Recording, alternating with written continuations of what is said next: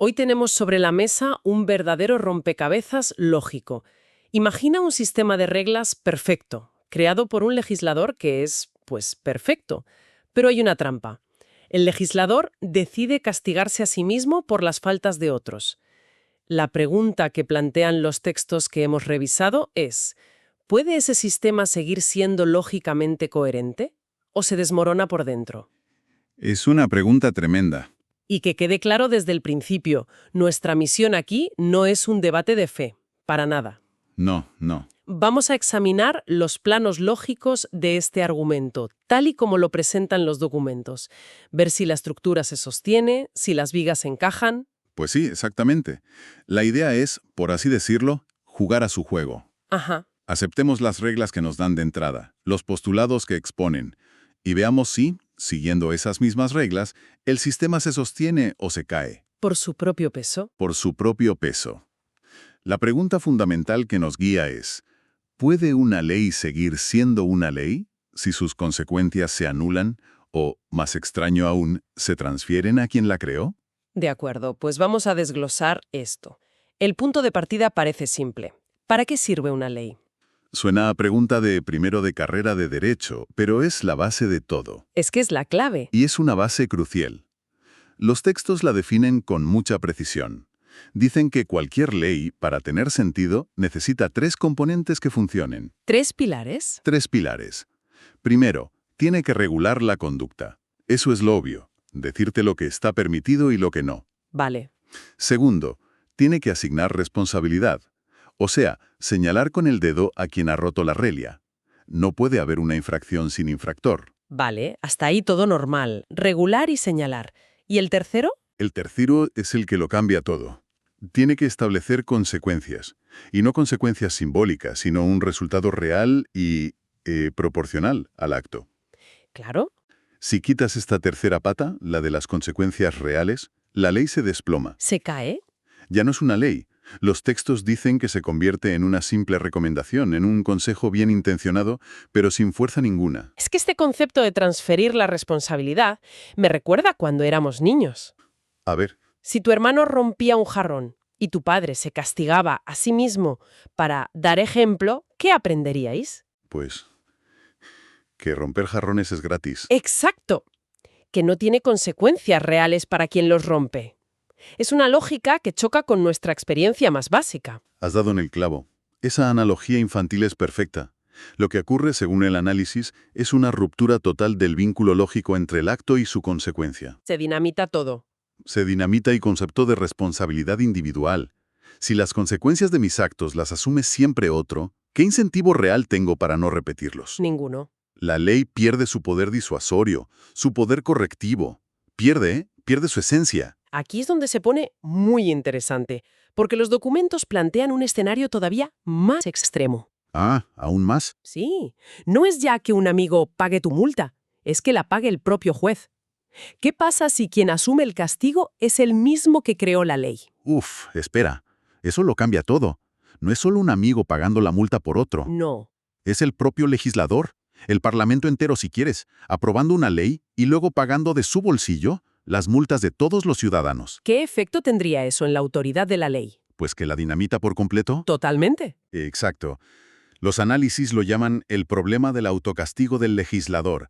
Es la paradoja central. Suena potente. Y lo es.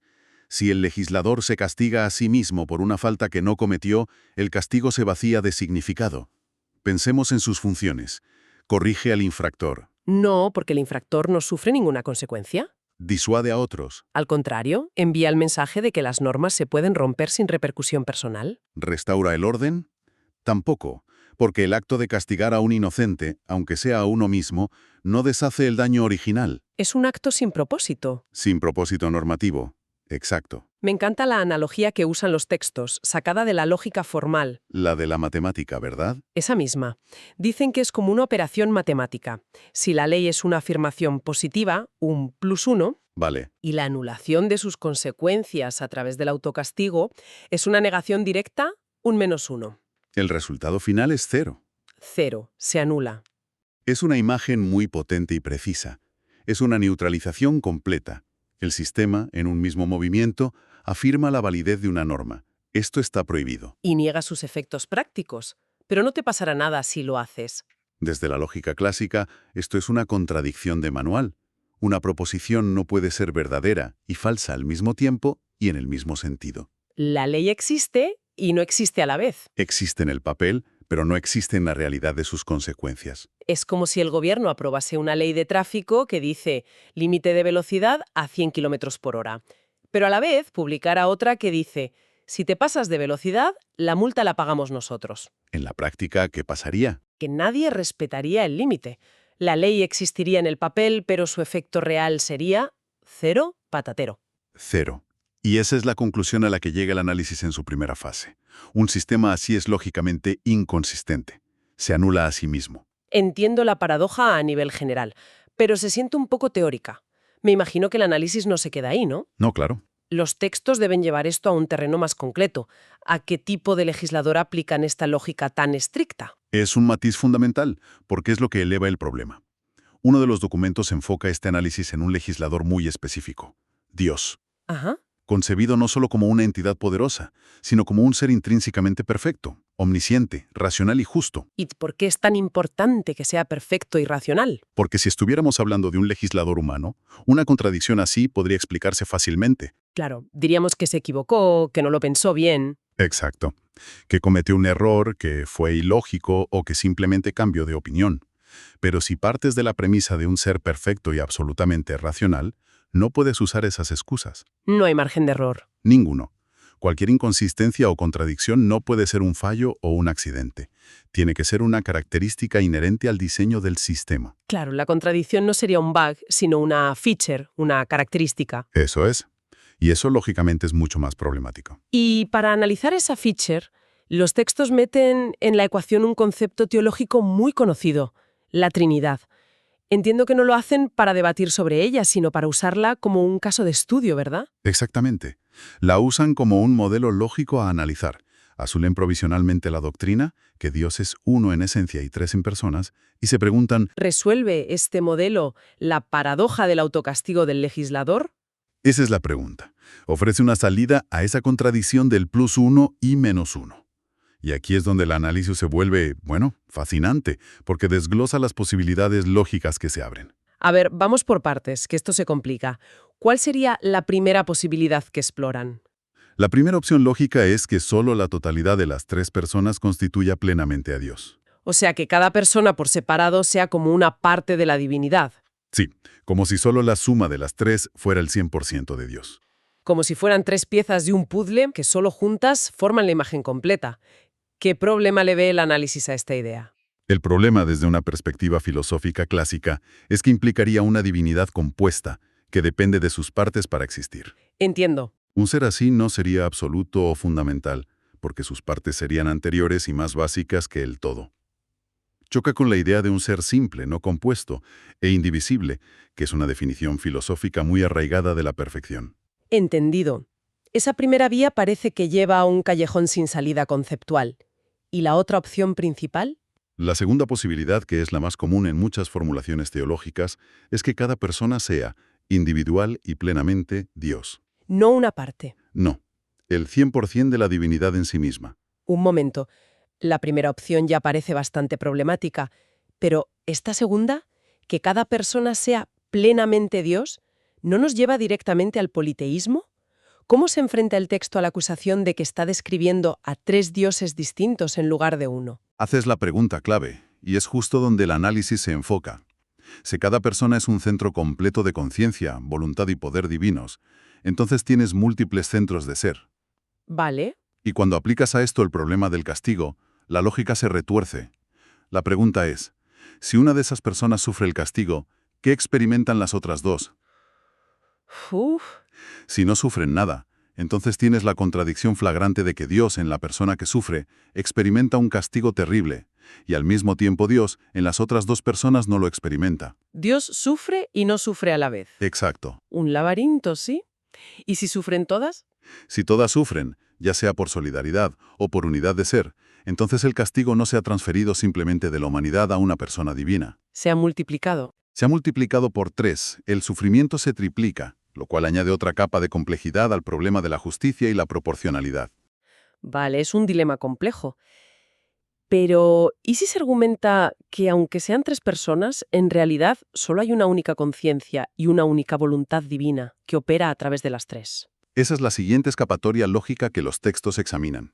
Pero la conclusión es que, si ese fuera el caso, si solo hay una mente y una voluntad, ¿Las distinciones se vuelven simbólicas? pierden su contenido real, su contenido ontológico, como dicen ellos. Un momento, ¿qué significa exactamente contenido ontológico en este contexto?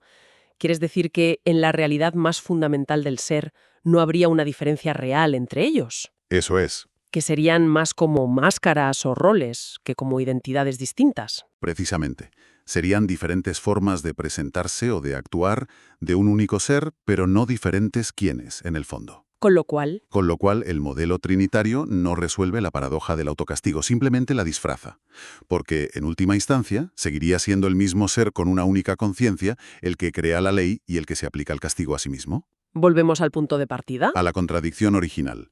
El 3 no aportaría una solución real. Entiendo. Y se añade un último punto a esta cuestión. Si, como afirman algunas teologías, las tres personas son omnipresentes y actúan siempre de forma inseparable, ¿Siempre juntas? el análisis se pregunta por la necesidad lógica de esa pluralidad. Si no hay una diferencia funcional, espacial o experiencial que se pueda discernir, ¿qué función explicativa cumple la distinción? Desde una perspectiva puramente lógica, se vuelve redundante. Exacto. Por eso, el texto concluye que al aplicar la idea del castigo, el modelo trinitario se ve atrapado en una disyuntiva. ¿Un dilema? O bien sufre solo una parte que no es plenamente Dios, o el castigo se fragmenta y multiplica. O la distinción entre las personas es simbólica y no resuelve la contradicción inicial. Y ninguna de esas rutas, según este análisis, funciona. Ninguna logra preservar la coherencia de un sistema basado en ley, responsabilidad y castigo. Espera, entonces, si juntamos todas las piezas, lo que los textos están diciendo es que este sistema es como una serpiente que se muerde la cola. Se autodestruye lógicamente. Afirma una regla solo para anularla en el mismo movimiento. ¿Es esa la gran revelación aquí? Exactamente. Es una anulación lógica. El sistema se queda en cero, sin fuerza real. Vaya. La conclusión a la que llegan ambos documentos, desde esta perspectiva estrictamente lógico-normativa, es que cualquier sistema donde el legislador asume el castigo por la infracción de otro, se colapsa. ¿Por sus contradicciones internas? La ley es afirmada al ser creada, pero es negada en su aplicación. La responsabilidad individual, que es la piedra angular de cualquier concepto de justicia que manejamos, se evapora. Entonces, después de todo este análisis demoledor, ¿los textos proponen alguna alternativa o simplemente dejan el problema ahí, como una paradoja irresoluble? No, sí que esbozan una dirección. Sostienen que, para que un sistema así fuera racionalmente coherente, se necesitaría un modelo diferente. Ajá. Uno donde el legislador divino establece la ley, el ser humano responde como agente moral por sus actos, y el concepto de perdón no requiere este cortocircuito lógico del autocastigo. ¿Y mencionan alguna idea de cómo sería ese modelo? De hecho, uno de los textos menciona brevemente una alternativa: pensar en la autoridad no como un juez que se autocastiga, sino como un guía. Un guía. Una entidad que orienta, que advierte de las consecuencias naturales de ciertos actos y que busca corregir, en lugar de transferir una pena que anula la propia ley. Un modelo más enfocado en la guía y la corrección que en la sustitución penal. Es una perspectiva muy distinta. Muy distinta. Vaya, ha sido un análisis denso, pero increíblemente provocador. Te obliga a mirar las estructuras lógicas que a veces damos por sentadas en los sistemas morales o de creencias. Y esto nos deja con una reflexión final para quien nos escucha. Todo este ejercicio se ha basado en usar una herramienta muy humana: la lógica formal. Nuestra lógica. Nuestra lógica para evaluar la coherencia de un sistema que, para muchos, es de naturaleza divina y por definición podría trascender esa lógica. Claro. Esto plantea una pregunta importante. ¿Es la coherencia lógica, tal como la entendemos, el criterio último y definitivo para juzgar cualquier sistema de creencias? ¿Ok?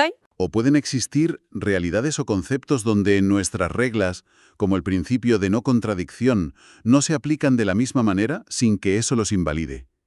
Es una cuestión sobre los límites de nuestras propias herramientas de análisis cuando nos asomamos a lo que podría estar más allá de ellas.